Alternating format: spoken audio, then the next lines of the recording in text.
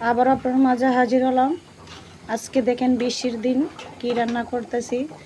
গরুর মাংস রান্না করতেছি আলু দিয়ে, গরুর মাংস দিয়ে। আর এই খিচুড়ি রান্না করতেছি, দেখছেন খিচুড়ি রান্না করতেছি।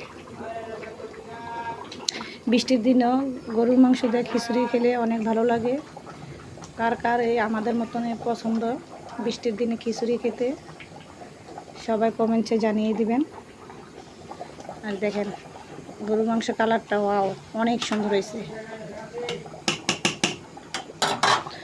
আমার রান্নাগুলো যদি আপনাদের কাছে ভালো লেগে থাকে, দয়া করে আমাকে একটা লাইক, একটা কমেন্ট, একটা শেয়ার করে যাবেন। আপনাদের একটা শেয়ারে আমার অনেক উপকারে আসবে। আপনাদেরকে জানাই আল্লাহ হাফেজ।